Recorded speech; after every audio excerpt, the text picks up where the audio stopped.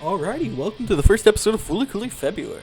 Of course, this is a series, as we said in our introduction video, that is going to be running throughout the course of the full month. We really hope you guys enjoy this series and continue to support it throughout the month. With that being said, let's get underway.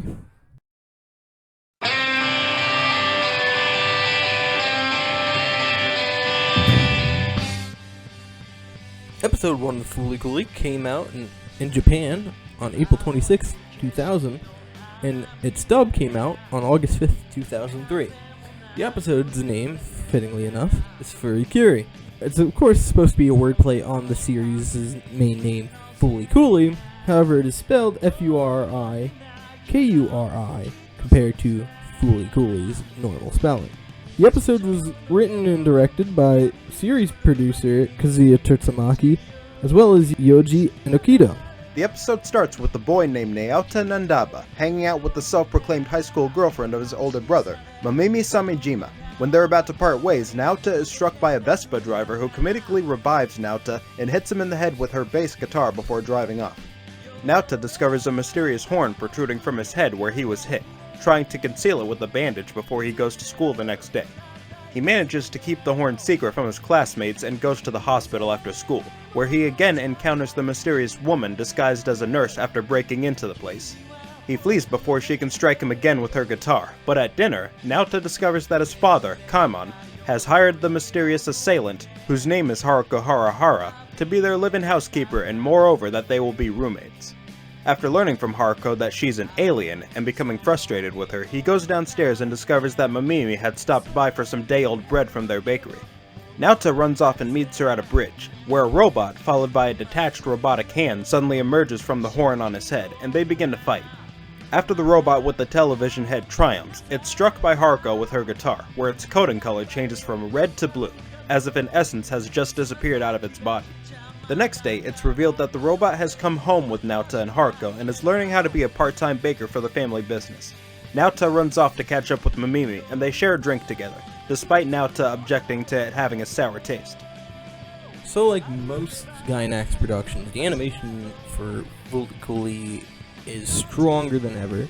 Right away, the use of squash and stretch, as well as even some level of rotoscoping, is very apparent early on, and especially in episode 1. One standout scene in particular that does a great job using squash and stretch is the scene where Conti first makes his appearance. To explain what squash and stretch is really quick, it is the idea of disproportioning parts of the body to add certain depth or add a certain level of motion to things. And once you start to notice what squash and stretch is, a lot of good cuts of animation use it because it just gives the cut an extra bit of over-exaggeration. And that's something that you'll see littered throughout FLCL as both a series and especially in this first episode. There's a lot of exaggerated features, from the CPR scene at the beginning of the episode where Haruko's face is almost balloon-like in essence, to the initial reveal of Conti. A funny way you can tell that FLCL has a unique charm to it is through this blatant fourth wall break that happens after Haruko tries giving Naota CPR. The footage of the episode pauses and shrinks down within a hidden camera shot of Mamimi and Haruko's actresses sitting on a bus and talking about the scene that they just filmed. They claim that they had to hold completely still while the camera filmed its slow motion footage, while the actor for Naota cluelessly thought that it was all special effects. It's a brief cutaway, but it tells you that you don't have to take this show too seriously from this point onward. Some shots in the episode, not necessarily from an animation perspective, but a cinematic perspective, are significant because of their execution.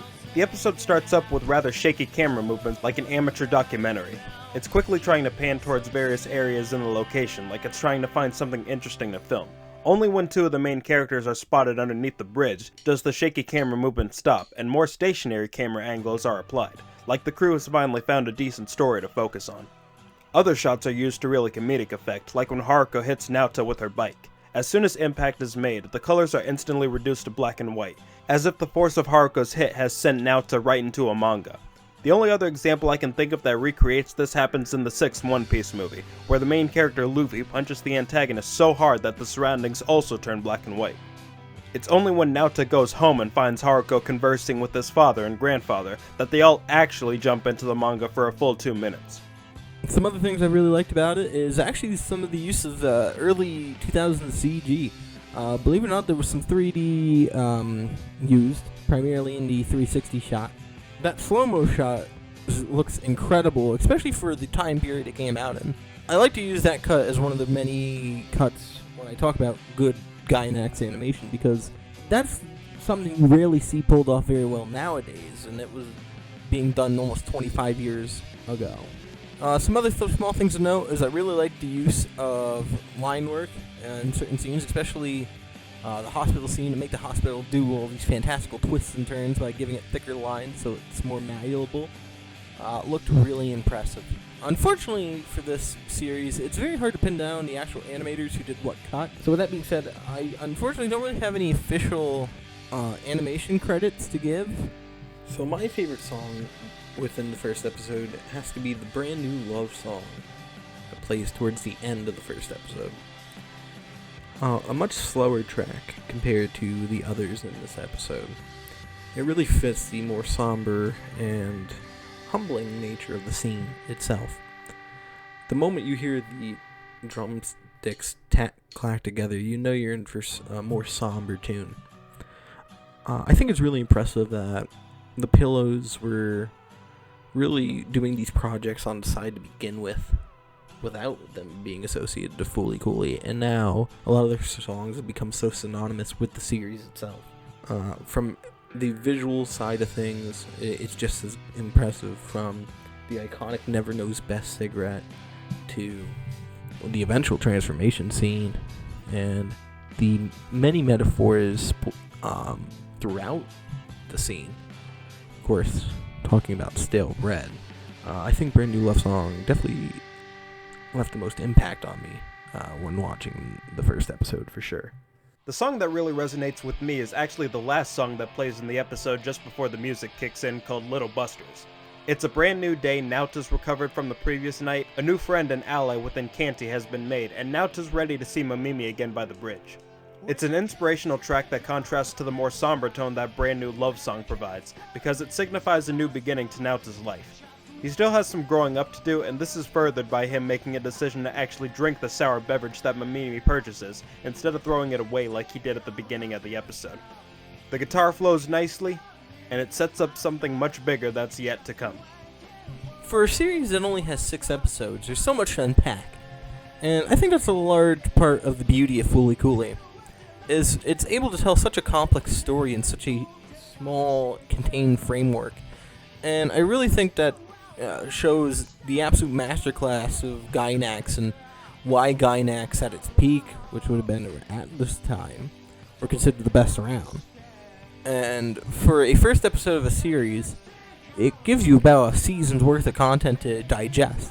This episode does like what any good first episode does, and it establishes things.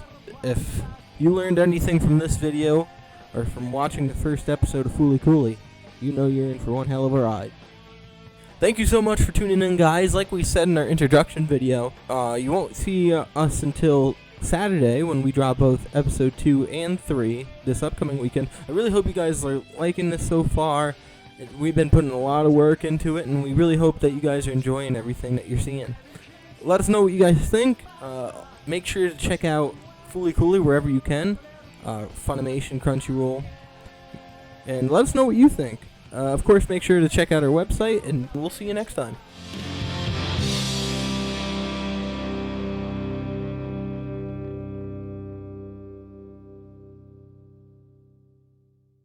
The Advance is hip right now, but the original has a place in my heart. Next on Fooly Cooly, Episode 2, Firestarter.